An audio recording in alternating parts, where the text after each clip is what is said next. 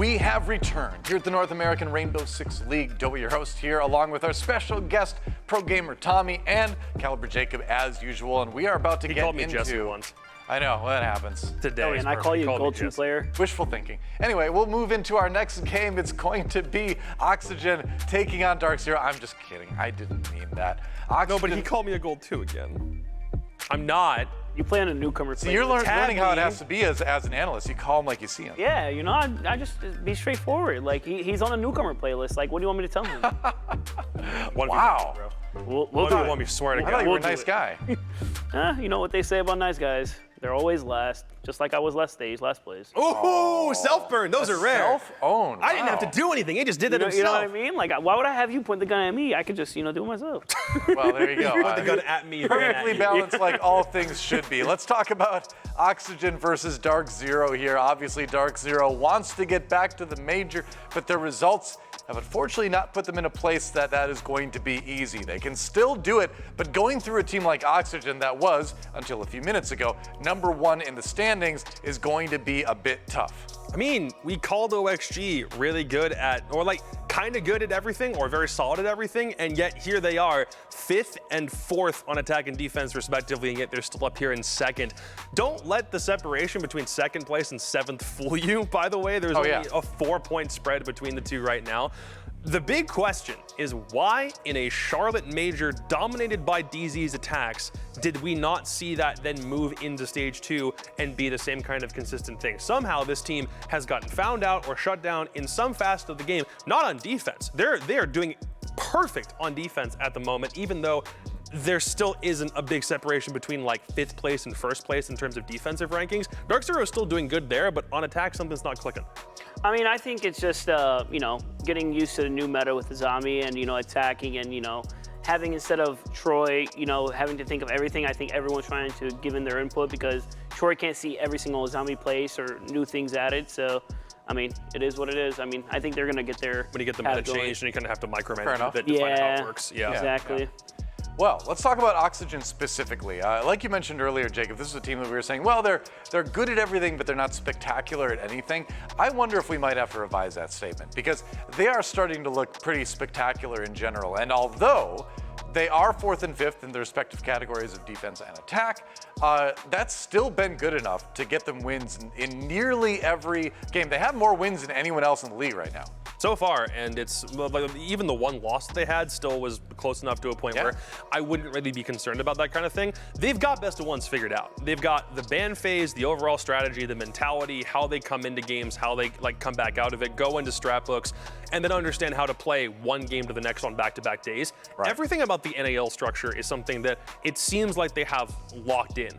The only thing is, sometimes attacks can be a bit unpredictable. Sometimes you're worried about how Newers is meant to fit into something. Sometimes someone plays a little bit reckless where they're not meant to, or sometimes an attack just kind of fizzles out before it gets there. And on defense, it doesn't happen very often in the same way, but it's also a case where like these halves can get like to a 3-3 and suddenly you don't know how the second half of it's going to swing. So it's about a strong finish for OXG. I feel like they're never prone to bad starts. They never get down on themselves there. They're usually up a couple of rounds, they're usually high on their mental, and then as the game goes on, sometimes it doesn't feel like they can close nearly as fast as they would like. Yeah, and the man on your screen right now, Newers, like I would say he's almost simultaneously their greatest asset and sometimes their weakest link because he can put down some of the greatest individual performances you have seen in Rainbow Six, but then also, like you mentioned earlier, Jacob, he has a tendency to get a little bit too aggressive sometimes. Sometimes, but hey, credit where credit is due, the numbers don't lie. Highest rated player so far in the NAL to 1.33.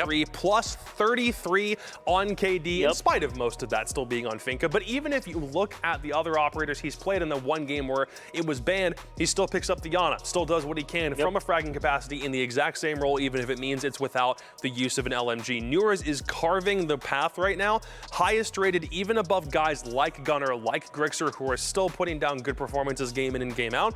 And he's a massive reason for why this team of Foxay and Laxing have been able to pick up the pace. Fox is back on vertical play, Laxing is still doing what he does. Adorable. Is that his?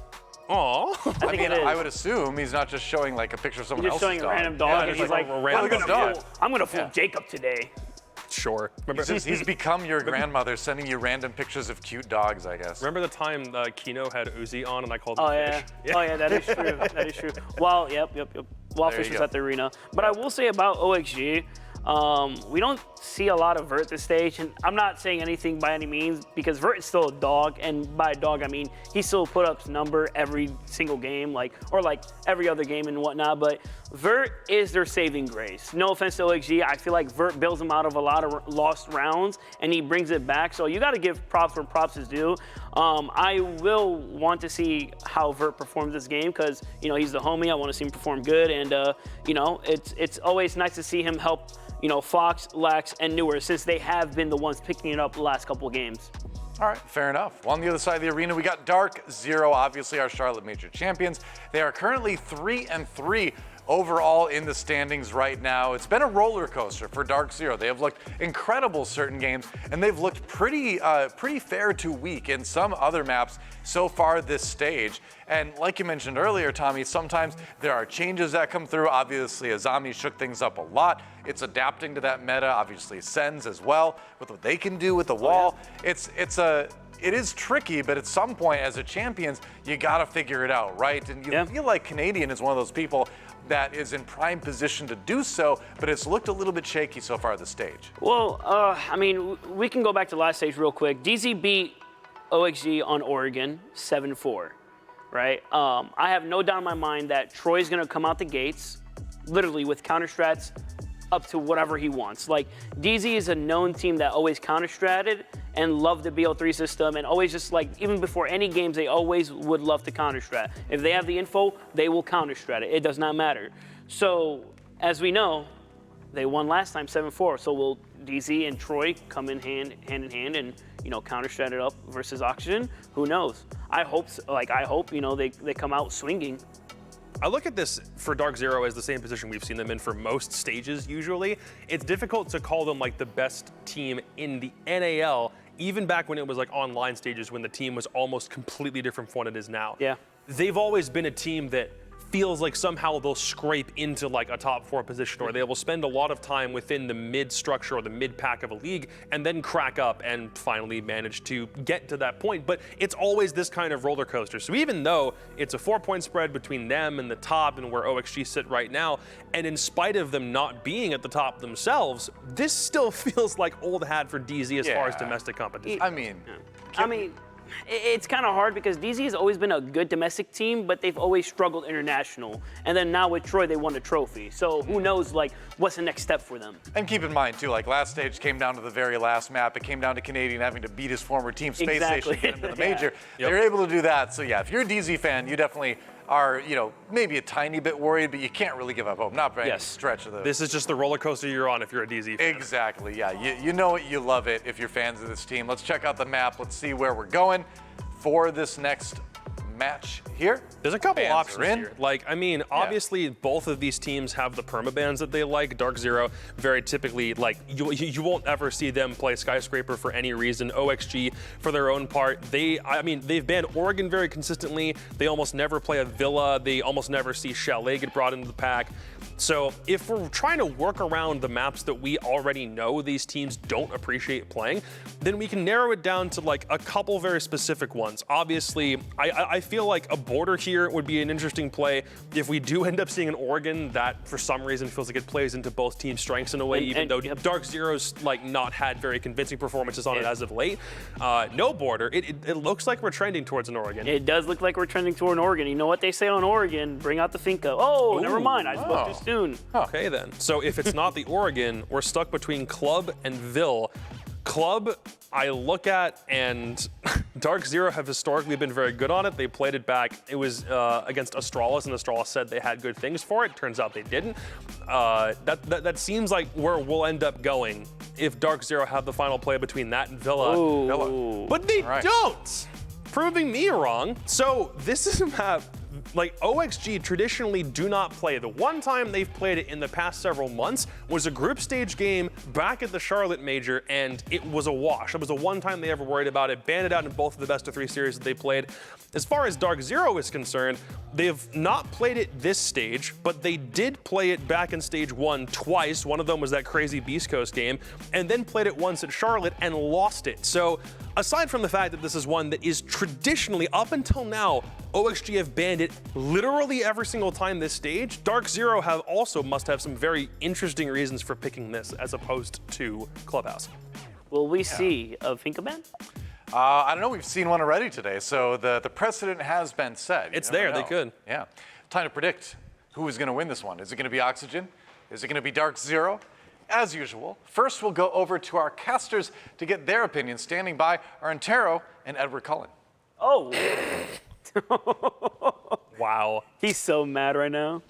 Listen. What's your response? Listen. I'm sorry, Jesse. I meant Jesse. Thank you. Appreciate that, Doa. I thought we had something, being desk mates for a whole stage and a half, but You're not a, fine. Parker, not a Twilight fan? Antero is my best friend now. Friendship over. Doa. I thought I was your best friend. It was worth it. Yours duo. Yeah, Best friend, I guess same thing. Jacob is more my best friend. Do I even have a duo anymore? He's never here. Oh. No. Sorry, buddy. It'll get better. You abandoned me. Predictions. Yes. OXG in first place. DZ want to keep their chances alive. I want to give it to DZ, but I honestly think it's going to be Oxygen. I just think that Noor's going to have a good game today. I think Noor's going to do well. This one's like really hard for me to predict because I agree Auction have looked better so far, but Auction have played almost entirely theme park, and DarkZero smartly banned that map for them. So I'm gonna lean DZ. Screw it. We'll keep we'll keep the separation going between me and Parker. Remind me again, who was right last game? Who's been more right consistently throughout the stage? And who said he was going to copy his co-cast? Also true. You're not copying me at all. Those numbers have shrunk. Look at it. It's so close. Yet I'm still in first. What's on Jacob's screen? I just want to let you know that if It's a picture of Edward Cullen. is that Robert gosh. Pattinson? It's Edward Cullen. Why is that there? I can't We unsee didn't this need that. now. Did you notice the It's the screen way he rotates all dressed, the it's way his around? hair, it's everything. It's Isn't Edward that Cullen. amazing? Come on, man. See, What we're a inside, so product. that's why he's not glittering right What a now. product. We'll check back in with our the lights casters in just a moment. Let's find I out. didn't come here to be bullied, okay? Yes, you did. You leave the you did. desk Yes, and you you duo with Parker, this is what happens. This is It's a non-bully done zone. out of love. Okay? We That's love to That's do it. not accurate. The because you're desk being has right. less If bullying. it's a than non-bully this. zone, you're getting bullied. So explain that, nerd boy. I'm gonna Oh. port this. Oh, Port this hard. I thought Canadians were supposed to stick together. Yeah, what the hell happened? I'm ready for the Antero solo cast at this point. It's bound to happen. They're gonna run out of people who are willing to work with us. Jesse, we're making you hate casting so much This you'll keeps eventually happening. come back to me. It's like a slasher film. Everyone's gradually being eliminated from casting with Antero until sole finally survivor. it'll just be you. Yeah. The survivor. There you go. You got to clone him. There's only one left. Maybe we don't. Anyway, let's check back in with our casters in just a moment. Let's find out what our desk has to say. Tommy, sorry for all of this, but you're going to have to deal with it for at least one more day. What is your prediction going to be? I mean, just looking at it, I think Noors and Pem are going to have a lights out game. They've both been performing well this stage. I don't know. I'm gonna go with DZ. I feel like they're gonna come out here with the counter strat, and I feel like they always have a fight with Oxygen when it comes back to regional, battles. So yeah. I feel Easy. like All right, in easy. Siege, okay, this applies to some teams, and Tommy, you can back me up. There's two reasons why you ban a map at 100%. It's either because you hate it and you don't want to focus on it at all, or it's because you're saving something. So if you're going to do that and you're going to bring it out and you're willing to allow that to go all the way through a ban phase against DarkZero and you pick it, or you let them pick it, and you're on attack first, very clearly you've got something in the works. I don't think Redeemer and Hopes were going to allow this team to face DarkZero on Villa without a plan, so I'll take OXG. Yeah, you're not kazapping right. at that point. what? OXG, Kazapping. DZ. What's that? Kazapping. It's like another word to cap. I made it up. Kazapping. He's speaking a different language. He's Canadian. Can we give you that? He's I've lost all honorary control Canadian. here. I don't know what's No going on. kazapping. Let's flip a coin. It's going to be heads, Oxygen. It's going to be tails, DZ.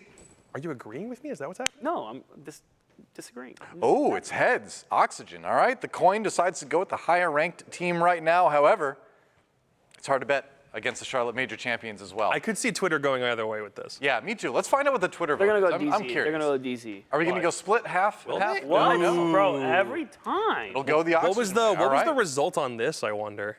It must have been pretty close. Had to be like. It was 58% for Oxygen we're hearing. So actually less close than I think we'd imagine. People have lost faith in DZ and they just won a major. Yeah, come on. It's and they're not doing that bad this stage. Are either. you They're true still- fans or not? Do they not know how DZ operates? Well, who knows? Let's take a look at the community poll. What's the question going to be? Laxing Barbecue or Panba Barbie. All right. Laxing barbecue. Are you kidding? All right. Aside from what, he had like one that he didn't do very well a couple of days ago, but aside from that one time, Laxing barbecue every time. I think Pambo Party's better. Who knows? We'll figure it out. We'll chat about it during the break while we wait for our map to begin, but it won't be long. Don't go anywhere. Map 4 coming up in just a moment. Oxygen versus DZ here on Rainbow Six North American League. See you in a few.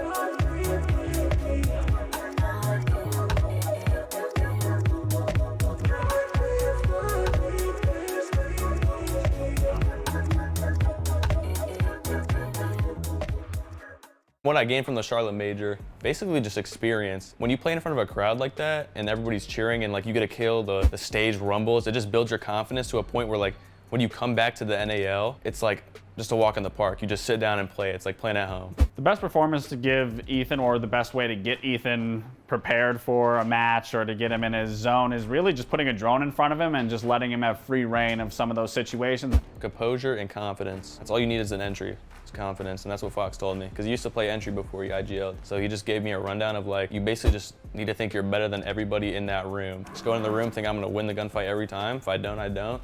But most likely I will. Ethan is very confident. We have confidence in him, and those two going hand in hand into those rounds really demonstrate like Ethan's ability and his capability of what he provides to the team.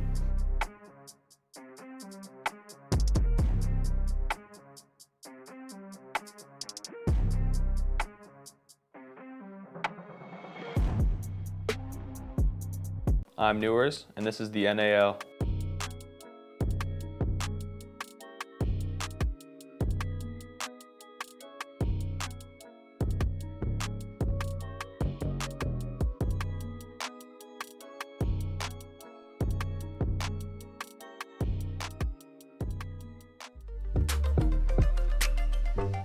Matchup number 4 is about to begin. DarkZero versus OXG, a very pivotal matchup for both of these teams because we are still in the hunt to see which teams from North America will go to the Charlotte or Berlin Major. Yep. You've got the Charlotte Major champs going up against OXG, who currently enter as the #1 team. I confused my majors for a second there. It's okay, it happens. It does. This is a pretty close race, as you mentioned. So Oxygen Esports coming into this game were, at the start of the day, I should say, were the top team. They had the highest chances of going to Berlin, but they shouldn't feel safe.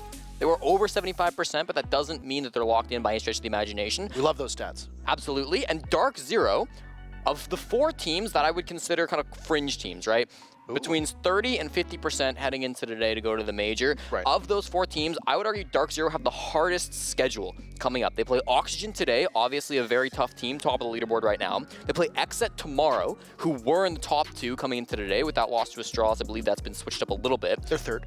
Right, and then their third game is against Mirage, but I do believe since they've got those 2 like really difficult matches to start things off, I thought it would be a tough run for DZ, but if they can start with a win, that would be huge today. The other team that plays Mirage is Sonics. Yes. And they're in first place right now. So not that I want to throw shade on Mirage by any stretch of the imagination, but if Sonics win that matchup, which in theory they should, that will lock in their spot in the Berlin Major, meaning that there is a fight for those 3 remaining spots, at which point you have OXG in the hunt, you have XSET in the hunt. So 2 of the 3 teams that DZ plays from here on out are considered favorites to make it to Berlin. That is a very strong schedule against them. That's not what you want. Operator bands rolling in as we go to Villa. Thatcher and Flores, joined by a Valkyrie and Kaid. Anything out of the ordinary here? Yeah, I think some surprises here. When we last saw Oxygen play this map, they played it once in recent times. That was at the Major down in Charlotte. It was against Team 1, and they banned Jackal Valk, so the Valkyrie coming through once again. They go for the Flores this time around. Actually banned a lot of Mira. That was a possibility, but Mira's not super popular on Villa, so it makes sense they don't run it this time. Azami getting through is definitely notable. We see Azami played relatively often on this map as well. Very strong in kind of the study area, can block off a lot of windows, so we see a lot of use from that. Pamba's going to pick it up for the very first round. The other op that I thought we might see getting banned out was the Nook. Nook has been banned a ton so far in the NAL. Both Auction and DarkZero have banned Nook 50% of the time, but slipping through today as Thatcher and Flores go out instead. So no Nook, at least for now. We've got some repick coming in from Laxing, going Capitao to Zofia, rocking the double LMG instead. Very happy with that, and yeah, ultimately operator ban, certainly some surprises, but nothing nothing crazy. The fact they went Thatcher and Kaid together does make sense for DC. Azami comes out right away, and always interested to see the way that new operators get brought. A very different story than Sens, the other new operator. Their impact on the NAL has been quite low. Not a lot of time to talk about Sens as we get underway in round number 1, but Azami will remain top of mind. Those Kiba barriers can be applied just about anywhere. General consensus among teams is that she is very formidable and extremely strong, but on a map like Villa, I like the Valk ban, and Kaid to match the Flores and the Thatcher ban are particularly crucial as well.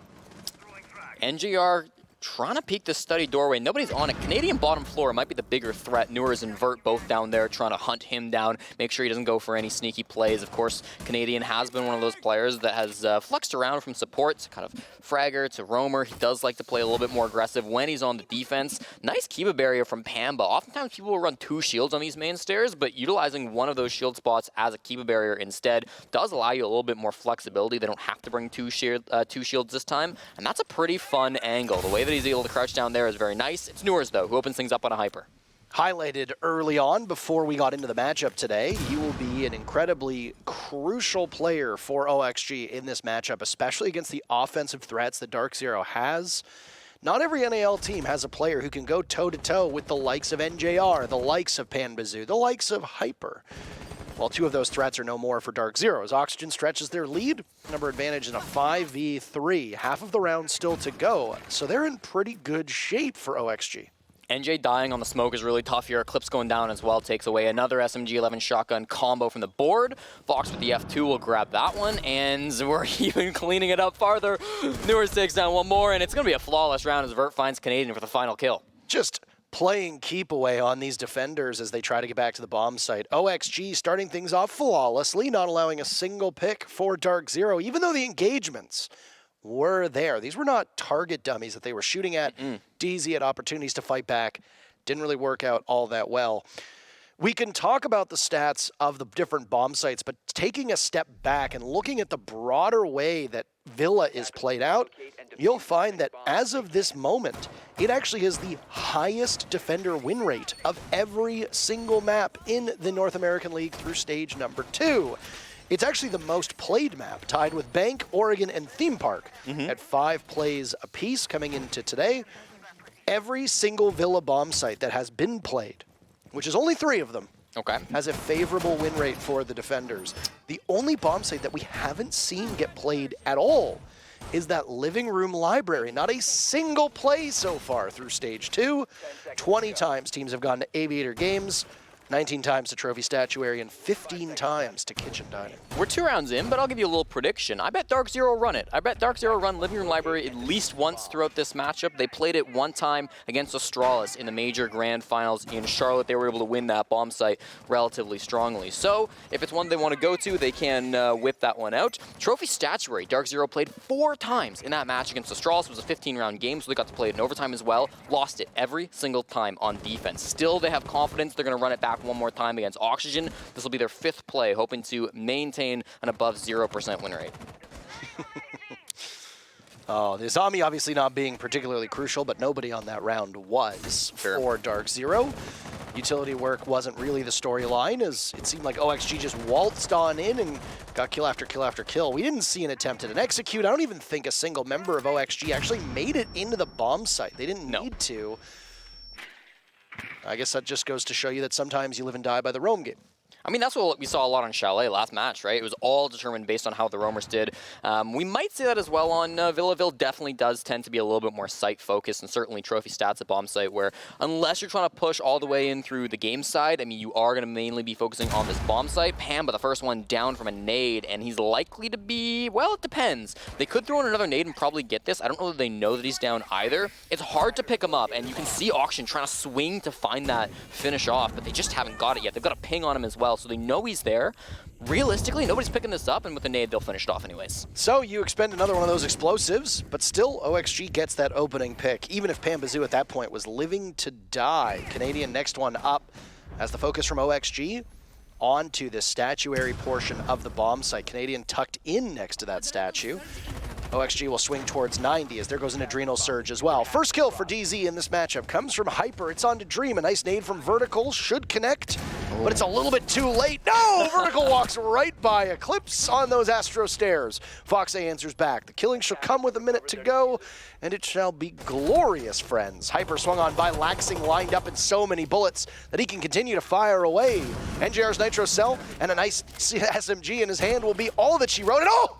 NJR finds 2 with second on the ground. The explosive can't get it done, but as he pops up, the man, the myth, the Twitter legend, Newers himself, cleans up on that final 1v1. OXG 2-0. Nice play from Newers. I actually really was impressed by Laxing, pushing into Astro with the Zofia and finding 2 kills to make that such a difficult round for DarkZero to claw back. He really did have a huge impact walking in there. And it's not typically a role that we see Laxing try to play over on the Zofia. He's usually more of that flank watch. He's been a big Gridlock fan in the past. Obviously, as a flank watch, you're going to be playing a lot of Nomad. We've seen that from him quite a bit as well. Looking at the Zofia stats, he has never played that operator so far through stage 1, so his first time here on this map, and I think he's looking very, very good with a nice LMG. Well, the old Finca crutch, as they call it. A target ban in our previous matchup, for those that didn't watch, which went up against Beast Coast in particular, and Sweater was off of the Finca, and his stats on attack suffered because of it. There's no Finca ban this time, so expect to see a 100% pick rate for this LMG wielding operator that also gets the best out of the rest of the ops that'll be run on the team. There's another LMG on the board, or was rather, as it's an attacker repick for Laxing off of the Zofia. When you look at the sheer amount of bullets that a Finca and a Zofia can spray out of their guns, well, you look at the lineup for the defenders, and they've got 30 bullets in some of these guns, 20 bullets in some of these guns. You run out of munition way faster than your opponents do. And I mean, even in that previous round, Laxing's play over from Bathroom into Astronomy shows you exactly why having 150 bullets is such a benefit. Canadian playing like he did in that first round, just being a little bit of a nuisance on this bottom floor. He's going to face a lot of pressure. He wants a kill. Oh, nicely done. Headshot on a vertical through the window. That's what you like to see coming forward for the opening pick on Canadian. Again, he's been kind of an aggressive player. He's actually got Hyper down here with him. Newers wants to trade this out, looking at the right angle. Can he spot this frag? As I believe that's Pam on the main stairs, hunting for these frags, but Newers just not able to find any just yet. They are retreating. He still has marks for him. A Frost in play as well. So with the way that DZ is holding these choke points on the map, you cannot hop in without taking an engagement either with the mat, which will down you, or somebody who's sitting on top of it waiting, and that's exactly how DZ is structured this, like so many teams before them. Guard the Frost mat. Make them decide, do I go for the player? Do I go for the mat? Either way, Just over a minute burned through this round. DZ scampered off of the bomb site. Pambazoo holds above. We also saw the fade away from Hyper down through the basement. He'll run through that wine component of this map and still stay down there, actually holding these angles. Pambazoo biding time with those Kiba barriers, and now he is Canadian as well to support OXG's next steps. Clear out that top floor. Do they know of the upstairs focus from DarkZero? That's the question that'll need to be answered. I mean, that is typically the way you go, but they're actually not clearing in through the top floor. Fox is going to work his way up Astro. This is a chance for him. Top the stairs, Eclipse wins the gunfight. Eclipse swings a little too wide, and Fox with the F2 will take him down. So that's a nice little pick there. But again, this is definitely a horizontal push. Newer's all the way already outside the bomb site. Fox as well, looking down those stairs, willing to catch a flanker who might come down. It's actually Pamba chasing down from the top floor, working down Astro stairs. We'll see if they can find the pinch on with Canadian working with Fox as well. He just runs away down the basement. He doesn't need to engage this. Pambazoo's on the hunt, but man, that thing is a bullet hose. The F2 just crushing a triple kill for Fox, the leader, taking matters into his own hands, and suddenly OXG with the numbers advantage. Try to collapse onto Hyper. NJR's the next one to go, laxing a kill, and ace denied for Fox. As Dream gets the diffuser down, it leaves Hyper in a 1v3 to retake. Through some of the furniture. Really nicely covered over inside a Memorial is damage done by Hyper, but he's boxed out by his own Kiba barriers. Well, not his, but his team's. Pambazoo has denied Hyper re-entry to the bomb site and will now be 30 seconds away from imminent doom. This allowed OXG to get away from the bomb site, get away from the diffuser, but they still hold true, and Foxay's fourth kill seals the round. 3-0 for OXG. Oxygen in that 3v1 were kind of playing isolated, but I don't think that's a problem because there was no intel on the side of DarkZero. They were just holding kind of weird angles that were going to be difficult to pre-fire, difficult to expect. And so that was a great round from the Oxygen altogether. Fox, I think, having the biggest impact, just being a rat. I mean, kind of moving around those Astro stairs, picking up 3 big kills as DZ tried to hunt him down, tried to get that kill. They really were working for that frag on a Fox. They tried to go for the 2-person trade, but just didn't end up finding it. I like that they went for a horizontal push. Usually, as you mentioned, Parker, usually they try to take that top floor. But with the Azami upstairs, it would have been very difficult. With all the operators and the resources DarkZero were bringing to that top floor, it would have been tough. And despite the fact that Oxygen brought a lot of soft destruction, they brought a sledge on vertical, and they brought a buck being played by Laxing, they didn't feel like they had to go for that top floor clear. They still committed to that bottom floor clear. Of course, with the vertical dying first for their team as well, it was a little bit less soft destruction that they had to work with, but they still committed to the horizontal, and it ended up working really, really nicely for them. The top floor didn't matter at all, and they had a beautiful push that worked their way south into the bomb site. Early timeout taken from DarkZero, and well, they appear to have a drone bug from OXG, so there will be a reset of this matchup. A tech pause will pop up. An interesting conversation that was had on social media by none other than our commentator, Mr. John Mullen, a.k.a. Blue, a.k.a. at Bluecasts, said that in other games it's not uncommon during tech pauses for teams to be barred from speaking to each other. This is actually decently common across esports titles, and we pose to you, is that the case? I actually happen to fall on the same side of John. I think that if there is a tech pause, that in order to potentially get rid of some argument as to whether or not tech pauses can be conveniently timed. Sure. And I will say, we've seen some convenient tech pauses before in matchups over the last, 5 years that I've been casting. Certainly some suspect moments. All right. I'll say that it's better to just remove that ability. So I actually come down on the side of John. Not that I want to proselytize to you and try to change your minds, but if there is a tech pause, I know that it can be frustrating because oftentimes it is outside of your control. We don't want tech pauses, neither do the teams. Mm-hmm. But just to bypass any possible accusations of no do-goodery, sure, I say teams don't get to talk. Lips are sealed until you're back in the server. I think that's fine. I think that's a fair compromise. It would get a little awkward. I'll play devil's advocate here and say, like, if you've got like a 45-minute tech pause, which has happened on rare occasions in the past, not being able to say anything to your coach or your teammates or anything might really get into players' heads, which, maybe that does more emphasize the mentally strong teams, but I don't know if that's something that makes a lot of sense to be challenging on. Either way, we're in the system we're in right now. Players can talk to each other. Their coaches cannot during a tech timeout, so they will have had some time to discuss. Hopefully, for DarkZero's sake, they've managed to figure out what's going wrong on these defenses. And what's also going on with the drone bug. Also that, yes. Which seems... which seems to be a decently common issue that teams have been wrestling with. Yeah. Teams have been, well, I guess not wrestling with, because you don't wrestle with something that can't physically move, which is, I suppose, where the issue is. You know, I'm not a pro player, so I don't have to deal with this. But difference between a tech pause and a tactical timeout, as you pointed out, which I'm glad that you made mention of that, because yes, coaches are only allowed to talk to the teams once to twice a matchup, and those are during each team's respective timeout. If DZ calls a timeout, which, by the way, they did at the tail end of round number 3, they and the coach of their opponent's team are allowed to talk to the respective teams. During the tech pause, they're not allowed to do that. Yeah. So OXG ends up with the team that ends up getting that tech pause, but it was DarkZero who burned their timeout right before that. Yep. It's difficult for DarkZero being in this position because they, we've talked about how they were a dominant attacking team at the Charlotte Major, and then this stage, the script has been flipped. They've been much better on defense than attack. But I do want to say, I think DarkZero in their most recent matchup, where they were playing against, I want to say it was Astralis that they played last. No, TSM, my bad. I thought they actually had really strong pushes in that matchup, and so I'm hoping that the kind of strong DZ pushes we know them for have kind of made a comeback. Now, they're once again rocking the Azami. Okay, they've got a setup extended over towards game side. Pambazu and Hype are going to be working together. This is a tough nut to crack. This Kiba barrier that we see from Pamba inside a study, probably the most common use of Azami on this map so far. It's a very good angle to deny that study door, and after seeing it, Auction actually abandoned the south side push and have moved almost their entire team. In fact, yeah, they moved everybody to the master bedroom north side. You know, it's not often that you encounter tough nuts, but when you're cracking nuts, you don't want one of them to be too tough, Jesse. So I completely agree with you. Excellent synopsis of what we're looking at.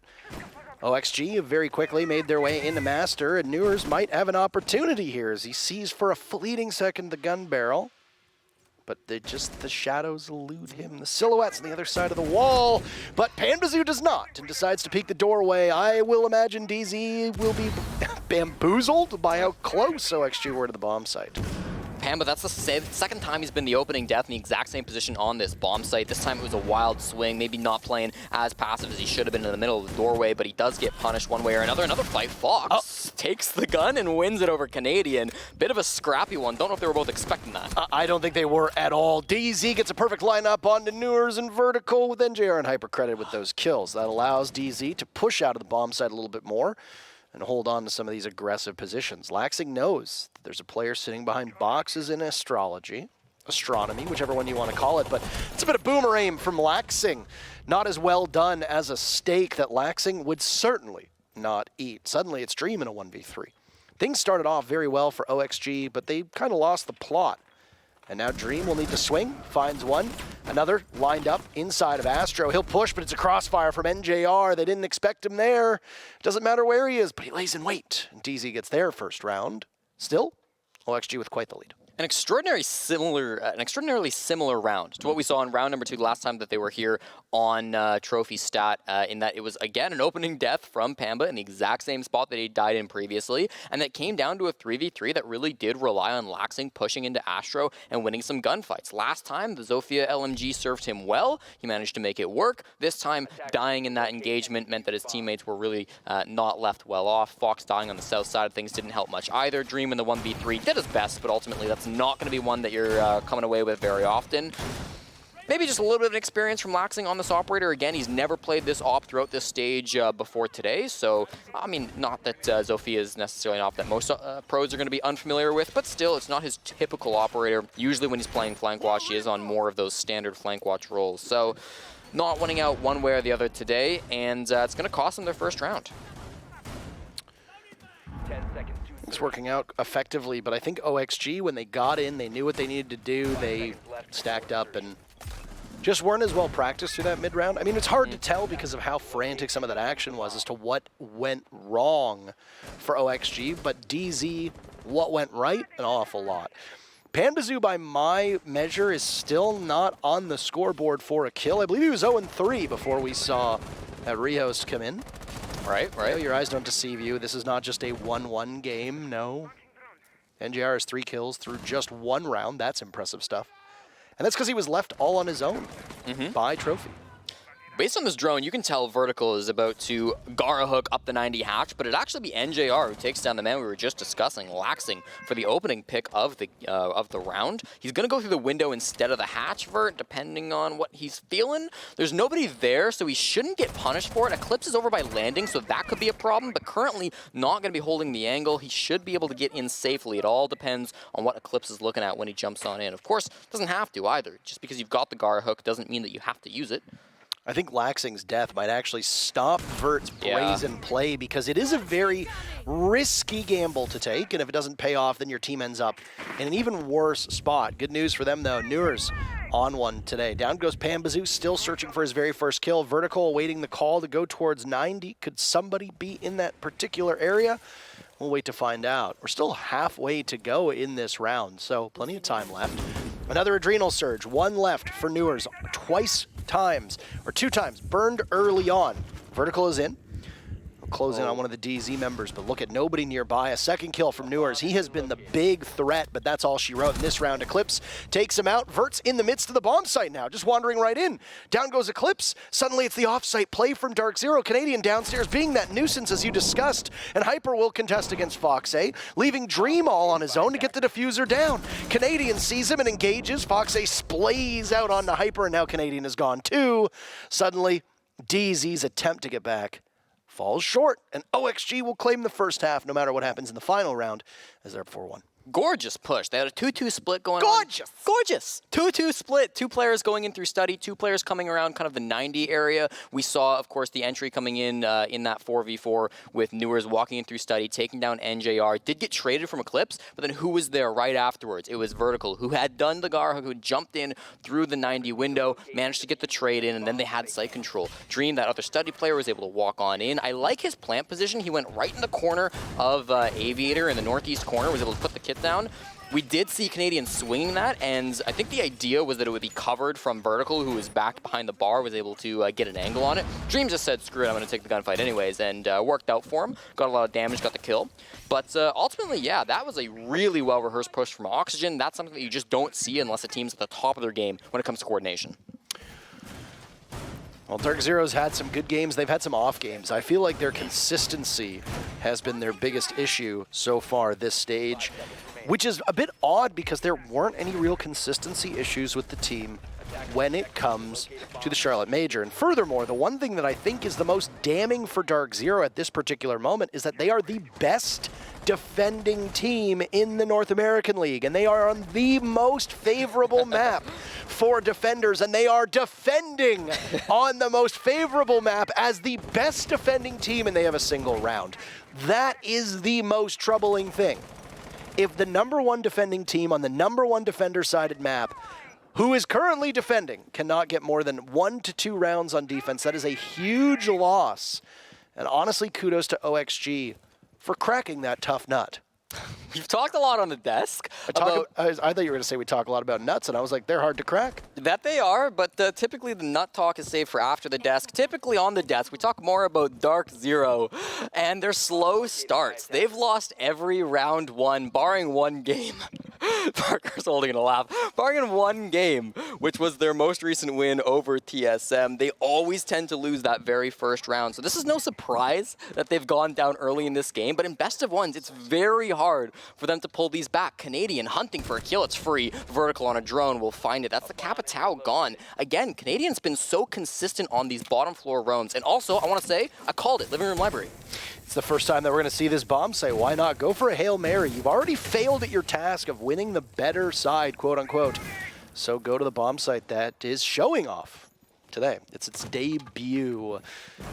This play from Vert, though, that's a lot of utility off the board as Canadian had gotten that pick as you talked about. Capitao down means no smokes, no fire, no displacement as well. When you look at the two panels in the back of Living Room, there's great opportunity to get your smokes down and try to get a plant off. There are no smokes available for OXG. It was all on the shoulders of Vertical. So now that tool is just unavailable. And you've got to imagine, with this being the bomb site, how critical Capitao could have been and how much this will hurt. Oxygen will have to just go for kills now, as utility might not be in their favor. But never mind, sorry. Go for kills is absolutely correct. Dream's in the bomb site. He's got the diffuser. He can go for a plant. But DZ being off-site is gunning down the OXG players. Dream's position given away. They might collapse on him over by Vault. What's he going to do? Out goes a drone. Canadian still off-site, 30 seconds left. DZ know that he's in the middle of the bomb site, but Dream is not getting the diffuser down because there's a lot more work to be done. Laxing, punishing Canadian off-site. They know that the Jaeger is trying to re-enter. Dream will go for a plant. Panba walks on in, being baited perhaps, as he can't control the recoil. Adrenal Surge comes out from OXG. Newers pushes up. Down goes Pamba. It was indeed a bait, so Eclipse will have to drop. Can't get to Dream in time, but he's trapped now inside of the bathroom. Laxing comes in, flushes him out, and it's Hyper in a 1v2. By the door, diffuser miles away. Jiggling back and forth. Two good guns from OXG still up, including the raid boss of Newers. It's Laxing to seal the deal. A big play from OXG, and just like that, the most defender-sided map. Well, it's a 5-1 first half for the attackers. That was another amazing push from Oxygen. What they did there was Fox got a drone right on NJR, who's playing smoke inside of Library. And instead of Fox trying to get in and get this kill for himself, they sent Dream with the defuse kit. Full sent it through the bomb site and found the kill onto NJR, who wasn't even watching at the correct angle. Really well played. The coordination was fantastic. Then they tried to move around and take care of Pamba, who was over by the front door. Now Fox did die to that angle, but again, Dream had control of the site, so he was doing perfectly fine on his own. Meanwhile, we saw Laxing down on the Astro Stairs side of things, cleaning up the roamers, making sure Canadian didn't have any more impact than he already had in that game. Just really well put together push, and I was worried because Auction Esports weren't clearing out the top floor of this bomb site. And typically, when you're attacking on Living Room Library, that's what you do. You take control of Vault, you take control of Aviator Games, and then you've got a pretty free push down to the bottom floor. Auction completely ignored that. They went for a really interesting push. They utilized drones. Dream was bold and got into the sites. I thought that was perfect. Newers maneuvered around the east side of the map very well as well. Just a great push from OXG, and because of it, a 5-1 split, which statistically is hard to come back from. Very hard. No more nut talk. So we can't talk about tough nuts to crack, no more nuts at all, but this one will indeed be, and I will say it for the final time, this will be a tough nut to crack too. DarkZero will climb up a very steep hill to try and equalize against OXG, who've now positioned themselves in a great spot to not necessarily clinch a Berlin major spot, but pretty much do so. Realistically, OXG winning this in regulation would be huge for their chances. Not 100%, but it's got to be above 90, I'd have to estimate. OXG looking very good right now for the major. But again, DarkZero known for their excellent attacks, and I think last game we started to see that come back a little bit. We've got the Lion play being pulled off as they try to push forward into the sites, trying to clear out this bottom side as well over by the south. Pamba's inside of the Red Hall in 90. We've got Fox up of the top floor as well, trying to roam about. Eclipse with the diffuse kit actually over by Laundry. They're just clearing out roamers at the time being. Oxygen have mostly retreated from their south side roam. They're mostly pushing back towards their own site now, thinking that the Lion charge was enough to scare them off and fall back a little bit.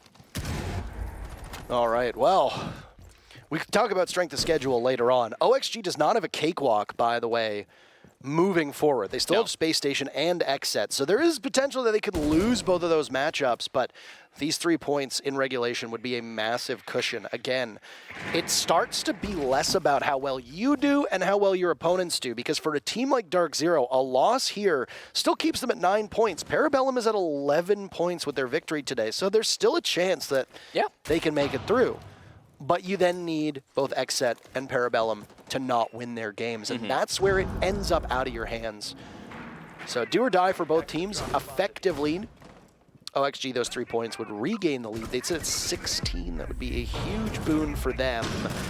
Vertical going down first to NJR. Fox answers back. So DarkZero's entry upstairs not working out, but look at this. Panbazu's in the middle of the bomb site and finds 2 big kills. Suddenly, DZ have control. And OXG's off-site players will need to get to the bomb site. Down goes Eclipse. Lion goes out. Fox A still dancing around from above. DZ an advantage. They'll hunt for Fox. For sport. For honor. Whatever you'd like to say. Panbazu, after those 2 kills, has the diffuser in hand. Those were his first 2 kills. Newers wakes it back in, but Canadian is watching. Fox A will need to do even more. And it will indeed be a Fox hunt, as that's a beautiful shot from him on the Canadian. Canadian's not exactly known for their Fox hunting prowess. Fox A will get shot in the back, though, as there's 2 different players from DZ positioned beautifully, one inside a bike and the other sitting on top of the diffuser. and DZ stay alive. It's crazy what happens when you give a kid an LMG. Pamba switches over to attack, and he is having a party.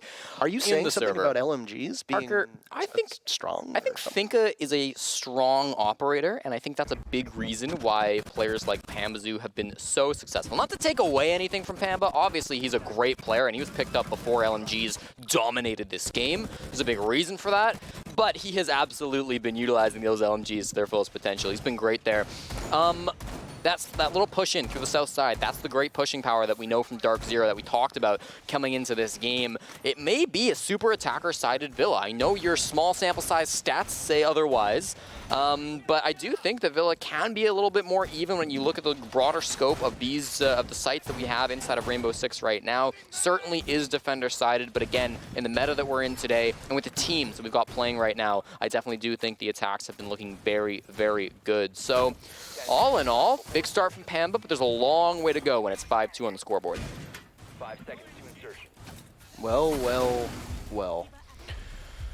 Up top to Aviator Games, played so far twice in this matchup, won by the attackers both times. The only bomb site that went in favor of the defense was Trophy, and that's in fact the only successful bomb site and only successful round for the defenders up to this point, which is such an oddity to say.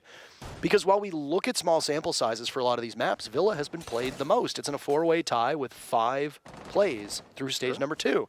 And it is so decisively defender-sided that having these numbers be flipped on their heads is a bit odd, especially when you look at the operator bans. Thatcher and Flores being banned out should be a boon to the defender. Valkyrie is a pretty typical ban. She gets banned quite frequently here. And Kaid is not enough as well to really tip the favor in this being an attacker-sided Villa. I'm not really sure what we're seeing. Anyway, that said, first minute of action. Nade gets tossed out by Pambazoo, does not connect with any target. So, a little bit of utility used. Jackal from Canadian has been one of his favorite operators here on Villa. It's one that Oxygen banned the last time they were on this map against Team 1, the Charlotte Major. It's obviously been left up now in favor of a Flores ban, another one of Canadian's favorite operators. So we'll see if the Jackal can find any value in clearing out these roaming players. Fox is kind of on that side of the map right now. NJR from the bottom floor trying to work up with Canadian, maybe do some cross-map pinching vertical the other player on this north side in Noir setting, trying to roam around and take down Canadian. We have indeed traveled back to the 1920s, where we have lost all color in our visuals. There we go. Oh, nope. And, well, they're still red. So this is very Schindler's List-esque, actually, if you've seen that movie. It's all black and white except for the girl in the red coat. It's true. This time around, it was the reticle. Of course, that was red. Colors return to our screen, as that's a minute off the clock. Nades have been used by DZ to no effect whatsoever. 3 tossed out. 1 still remains in the hands of NJR. There was an EE1D burned earlier on as well by Hyper, and a second will come out. It had found the smoke, if I remember correctly, of Dream early on. DZ now hitting the gas. There they go. Adrenal Surge goes out. Down goes the cam on Astro stairs. But Pambazoo's wary of being flanked out. Maybe that was Newer's job. NJR, the very first kill for DarkZero. And oh no, it wasn't intended for him, but Vertical goes down as he rotates back to the bomb site. Foxay now will have to deal with what lies below. That's NJR. DZ staining the walls of Villa with the blood of OXG. Laxing and Dream to clutch. This is a big ask for them. Diffuser still in the hands of Eclipse. Nitro Cell ready for Laxing. Dream in a pivotal position. And he takes down the diffuser, but he's the only one left, and he knows that. They'll push him from the back. He needs to get that deployable shield, but he can't do it in time. The leader of DZ, Canadian himself, ends up shutting down an opportunity for Dream to clutch as we've seen before. And DZ have now taken 2 rounds in a row on attack. A wise man once said, slow and steady wins the race. And DarkZero definitely adhering to that mantra. Wasn't that a turtle? Wise, didn't a turtle say that? A tortoise in the hair?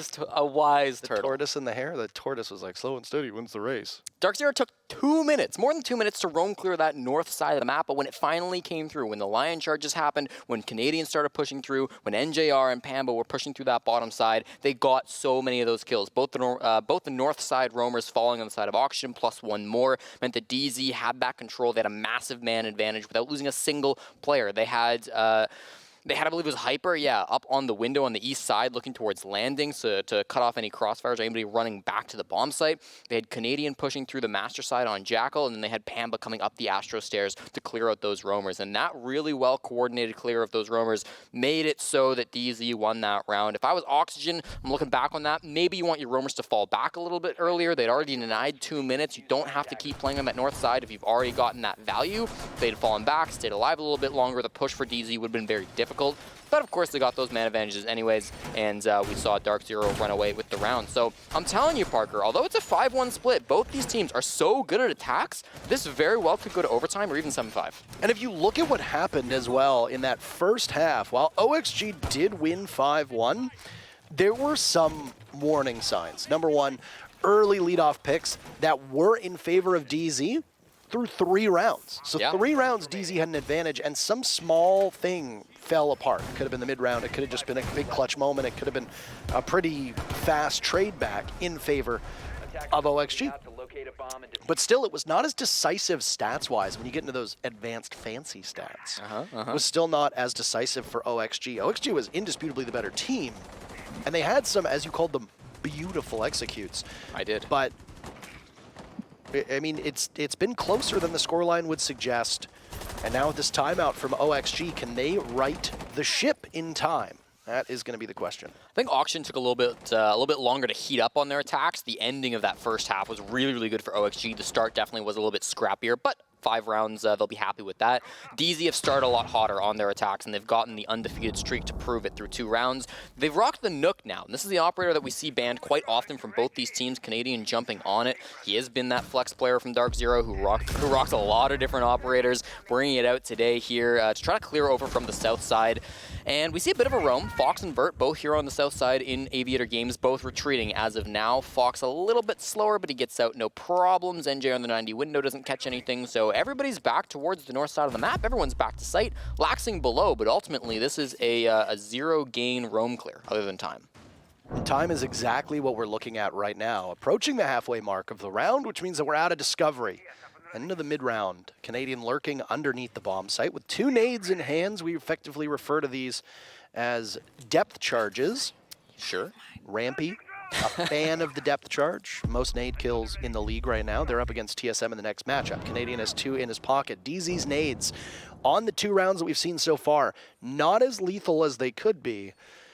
And I mean, there's partially some theory to that about drone work, but additionally just common spots being naded too. OXG holding backside of the bomb site, over by Astro, over by Bedroom, but they've got some roamers too, and that's Canadian who's on the hunt. He thinks there's one down in Kitchen, but look at this, almost back-to-back. Canadian and Laxing, but in very different places. The more time that Canadian uses down here, the less is going to be spent on the actual execute. So that's incumbent upon the rest of his team to pull something off.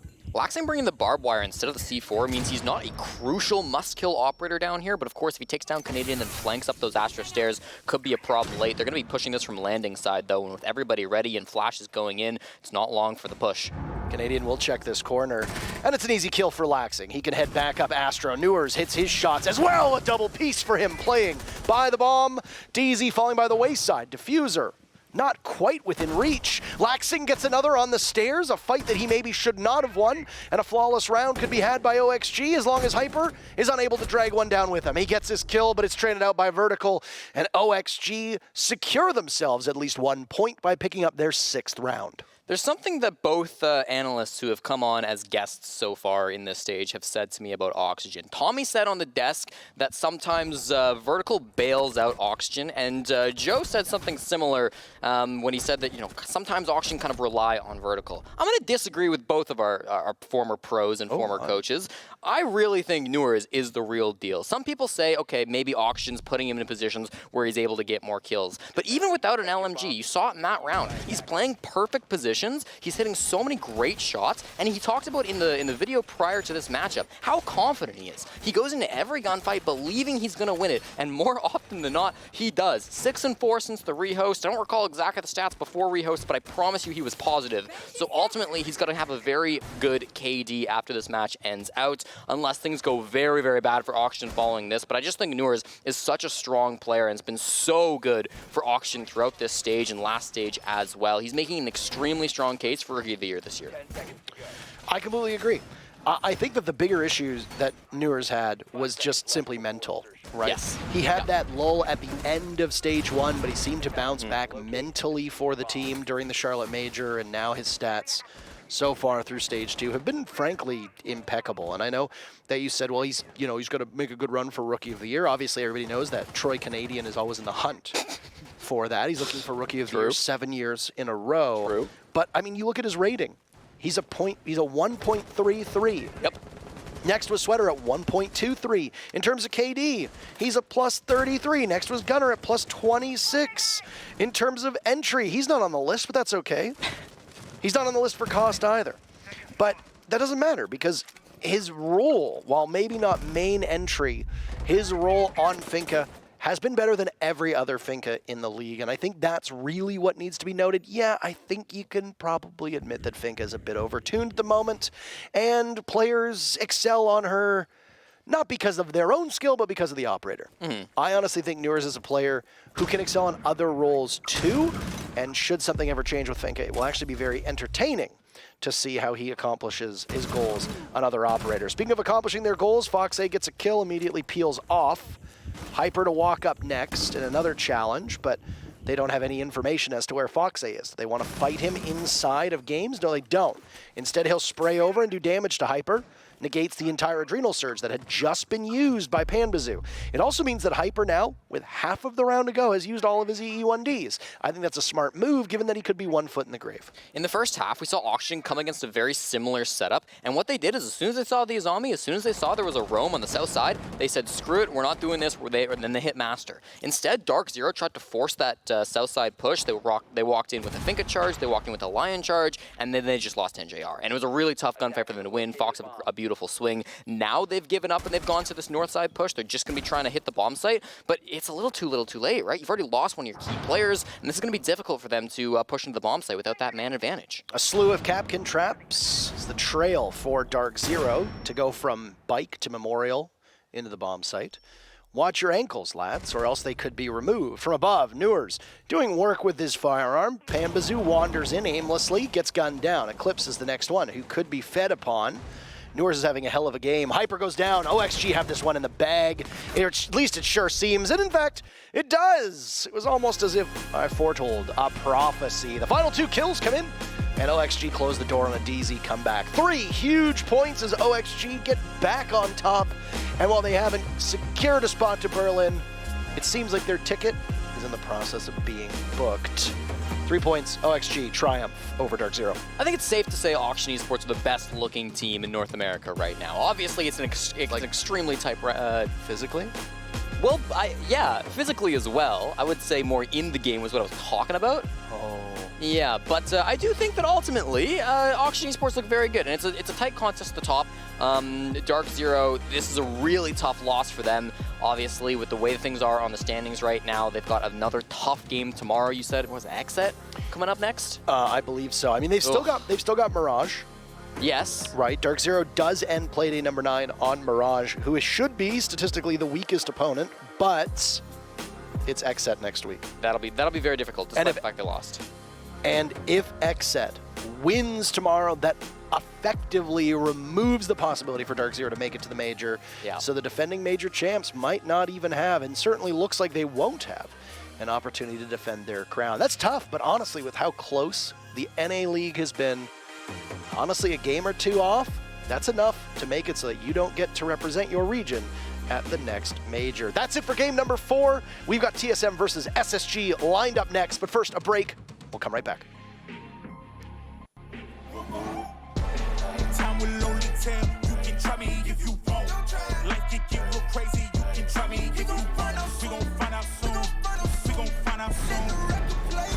We gon' find out soon. Look me in my eyes. You can try me if you want. We don't have the same drive. You can try me if you want.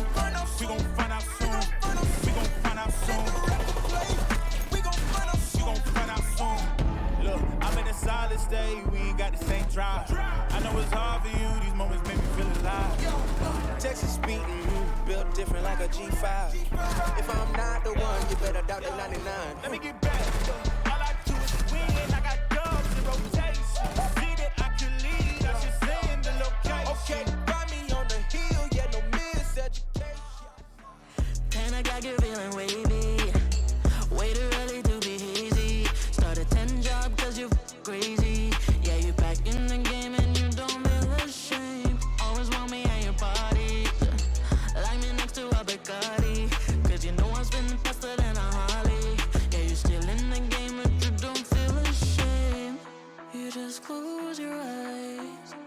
When you wish to be free, you look up to the sky and call on me. Let me put color in your sky, take away the gray.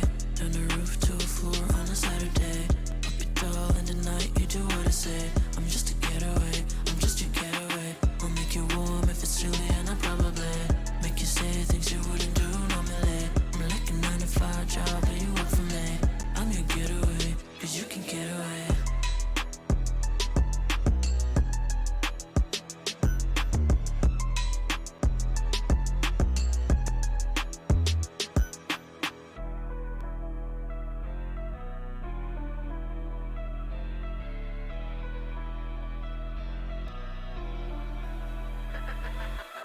Your illusions, I got no perception.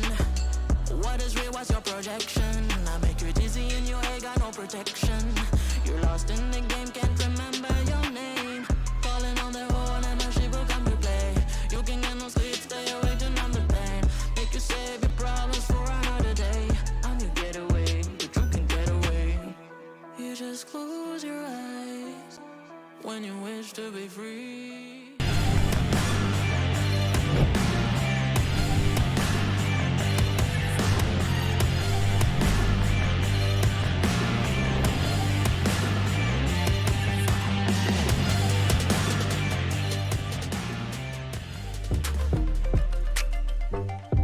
Welcome back, everybody. The Rainbow Six North American League Analyst Desk. Your host, Doa, here, along with Caliber, Jacob, and our special guest, Tommy, pro gamer. And guess what? Over in Vegas, we have none other than Newers standing by from Team Oxygen, fresh off, I would say, a dominating win over DarkZero. So, Newers, first question for you. Oxygen, you look like you're headed back to the major. Obviously, it's not 100% decided, but seems like you're on a good trajectory to get there. If you do, you gonna win it? Yes, I'm so dedicated. I cannot lose the next one. When we lost to Strauss, I put my head down, almost cried. Like, I can't feel that pain again. I have to win the next one, 100%. All right. So yeah, how are you feeling today after dropping that the big numbers today? You know, it's a usual day for me, Tommy. You know that. You got me next But time, huh? I miss you, Tommy. I miss you. You got me next time? Oh, I got you next time. Don't worry.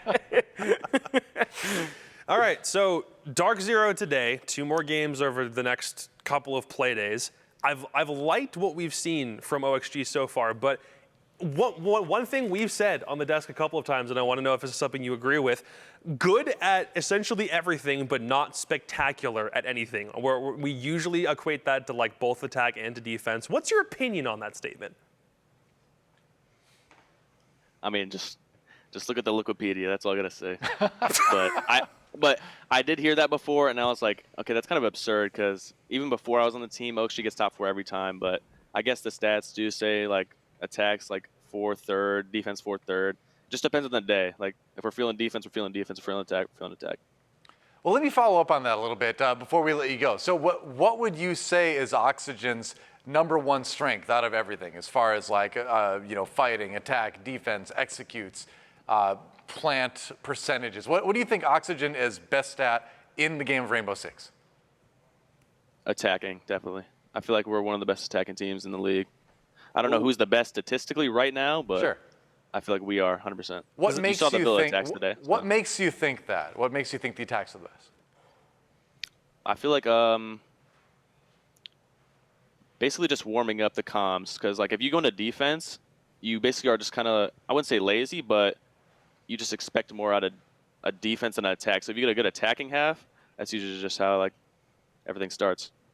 Okay, all right. So yeah, it kind of helps you get the ball rolling, that mental momentum, as it were. Yeah. All right. Yes. Cool. Well, thank you for the insight. Always fun to talk to you. Congrats on the win today. Good luck tomorrow, and good luck with the rest of the run towards Berlin. Thank you, sir. See you there. Take care, big dog. All right. There you go. Newers from Team Oxygen. As Tommy said, putting down the big numbers. 11-5 on the day. A little bit behind Foxa, but still a great showing ahead on Koth, at least ahead on entries anyway. So still, the numbers happening that give them the 7-3 victory over DarkZero.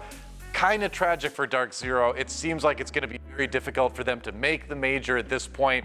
Obviously, things are not 100% decided yet, but it is going to be unfortunate if we don't see the Charlotte Champs back in the next major. I mean, honestly, this is the kind of thing that DarkZero, if they were going to lose a game in regulation, it may have been this one. Logic being, OXG were already top 1, 2 in the league. They already had 13 points.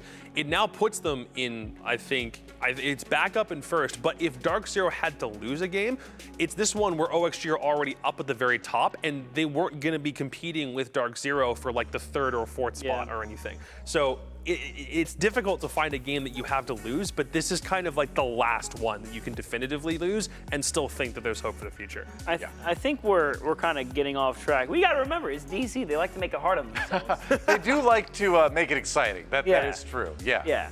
So, I mean, wow. Okay, so look at this.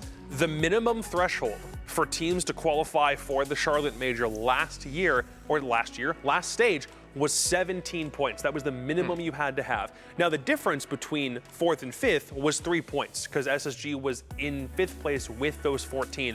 So it stands to reason OXG with 1 more point would be totally fine, but because there was that difference, maybe if at 16, if they didn't get any more points, maybe they'd be able to weasel their way in. The minimum threshold, again, was 17 last year, but in the past, we've seen teams qualify for Copa Elite 6 or the European bracket, sometimes with 15 to 14. So if you can get up there, there's still plenty of time, and it's to a point where still SSG themselves have a chance with 3 games left to play. Yep, and now you see TSM also going to play soon, and I mean, you never know, they could jump to 3rd spot.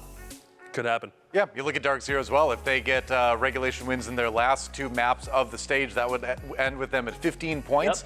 That might not be enough, but again, with things as close as they are, maybe that threshold comes down a little bit this stage, but remains to be seen. I mean, the only thing we're sure or it's like if you don't get 20 points, you're not going. Like that. It's weird how this is getting distributed currently. I mean, the only thing we can be sure of is what we've been saying the entire time this stage is that it really will come down to the final day. But let's take a look at one round from that last map that stood out. It was round at number 6, and this was one where OXG's entry, especially Dream specifically, kind of baits out the DZ defense and kind of puts things in the Oxygen favor. Yeah, I mean, as we can see here, you have NJ being occupied with a drone. You guys can see on the left side of the desk. And Dream just enters from mud. And, NJ's looking at B1 while just Dream comes in. And then look at Dream right now in sight, waiting for his teammates to come. Pemba picks off Fox. And then now you just have Dream waiting. He's not going for playing yet. He's just chilling, just relaxing, waiting for his teammates to regroup. And then, he's just waiting for the perfect opportunity. Newers pushes into mud. Takes mud, they kill Canadian, and then there you go. Yep, you had to wait for Canadian to get killed from that moment before the rest of OXG could push from that side, which is why Dream is waiting for so long. Almost dies there. Dude, if he dies there, chances are DarkZero actually win the round because he's getting shot presumably from those holes from above, but now it takes a second for the rest of DZ to reposition, try for the retake. OXG have 2 guys watching for flanks, and as nice as the play is there from Eclipse, he's only good for 1, doesn't see laxing back in mud, trying to make the play from the opposite side. So here we find OXG winning the one time we saw anybody play a library defense so far for this entire stage. It's the only time it's been played. It's one that has such a rickety win rate overall. We see almost no one like defend it properly, so to speak. And it's like anytime it does, it's maybe 1 time out of 4, and the other 3 times are just no one really has any proper method of defending it because of all the different ways you can play around it, and it's difficult to also play it vertically because it's not directly above the site. So if you want library, you have to have a very specific plan, and OXG kind of saw through that. Seems like OXG too now prime position to go out in first here if they can keep the momentum going. Obviously, DZ may be a bit softer opponent than we expected for them, but they really are looking like the team to beat this time around, aren't they? Yeah, I mean, OXG has always been the regional, top 4 team. If you guys remember stage 1 of last year, they're also number 1, and then, obviously they fell off, but they were still making the majors and such. Yeah. But OXG has always been good, regionally. It's just always the best of 3s internationally. When they get to the playoffs, they kind of, fumble in.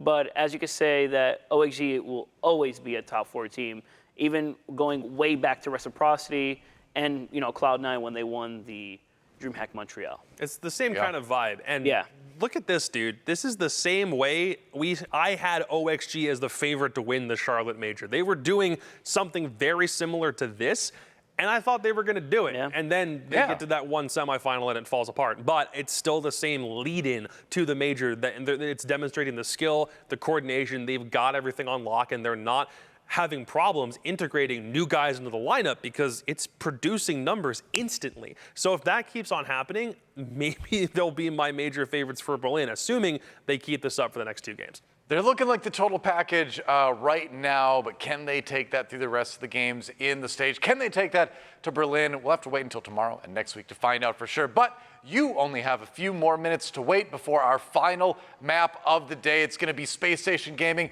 versus TSM. We'll see who takes that. Both teams need the win. Don't go anywhere. Rainbow Six NAL returns right after this.